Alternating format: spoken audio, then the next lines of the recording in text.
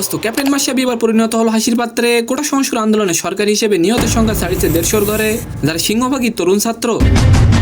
আর এই তরুণদের কাছে মাশরাফি ছিলেন আইডলের নাম। কিন্তু এই কোটা সংস্কার আন্দোলনে সমর্থন দেননি মাশরাফি। আর এবার সেই ছাত্ররাই মাশরাফিকে ব্যঙ্গ করে জোকার বানিয়ে দিয়েছে। অন্যদিকে তাহলে কি ধ্রুবরাটি চ্যানেল ডিলিট হয়ে গেল? কাল থেকে টুইটারে এই বিষয়টি ভাইরাল যাচ্ছিল। টুইটার বর্তমানে এক্সে একটি অ্যাকাউন্ট থেকে একটি টুইট আসে, যেখানে তিনি বলেন তার 20 million plus subscriber channel hack হয়ে গেছে। সালাম নমস্কার দোস্ত। একটি বাণিজ্যিক পণ্যের বিজ্ঞাপনে অংশ নিয়ে মাশরাফি বলেছিলেন, পা দুটো বেইমানি করলেও ঘাড়ের রক বাঁকা করে চ্যালেঞ্জ করবো নিজেকেই। এমন লড়াকু মানসিকতার জন্য আপামার জনতা ভালোবেসেছিল তাকে। পরম শ্রদ্ধায় তাকে বসিয়েছিলেন সম্মানের চূড়ায়। ইনজুরি আর অস্ত্রোপচারের টেবিল থেকে বারবার তিনি ফিরে এসেছেন মাঠে। তবে দোস্ত, মজার বিষয়টি হলো মাশরাফি এবার পরিণত হলো হাসির পাত্রে।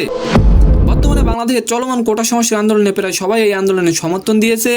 জানলে অবাক হবেন, চিত্রজগতের সমস্ত শিল্পীরাও সমর্থন দিয়েছে। আমি এই দেশেই থাকবো, এই দেশটা আমার, আমাদেরকেই সংস্কার করতে হবে।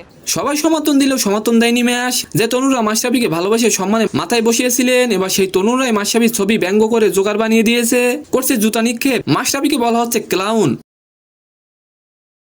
আর এবার আলোচনা করবো টুইটারে বর্তমানে এক্সে একটি অ্যাকাউন্ট থেকে একটি টুইট আসে, যেখানে তিনি বলেন তার নাকি 20 মিলিয়ন প্লাস সাবস্ক্রাইবার একটি চ্যানেল অ্যাকাউন্ট হ্যাক হয়ে গেছে। তারপর ইউটিউব ইন্ডিয়া থেকে অটোমেটিক একটি টুইট আসে, যেখানে বলা হয়েছে, আমরা দুঃখিত আপনার সাথে এমন ঘটনা ঘটার জন্য। আপনি এই ইনস্ট্রাকশন ফলো করুন আপনি আপনার অ্যাকাউন্ট রিকভার করার জন্য। তারপর ওই অ্যাকাউন্ট থেকে আরো একটি টুইট আসে, ধ্রুবরাটির চ্যানেলের স্ক্রিনশট দিয়ে তিনি বলেন যে এটা আমার চ্যানেল, একজন জার্মান ব্যক্তি আমার চ্যানেল হ্যাক করেছে। তারপর তিনি টুইট করেন চ্যানেলটি ডিলিট করার জন্য।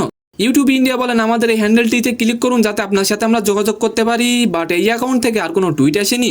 আসলে অ্যাকাউন্টটি ছিল একটি ফ্রড অ্যাকাউন্ট। তো সম্মানিত দর্শক, আজকের ভিডিওটি কেমন লাগলো অবশ্যই কমেন্ট বক্সে জানাবেন। আর ভিডিওটি যদি ভালো লাগে অবশ্যই একটি লাইক দিয়ে আমাদের চ্যানেলটিকে সাবস্ক্রাইব করে দিবেন। ধন্যবাদ।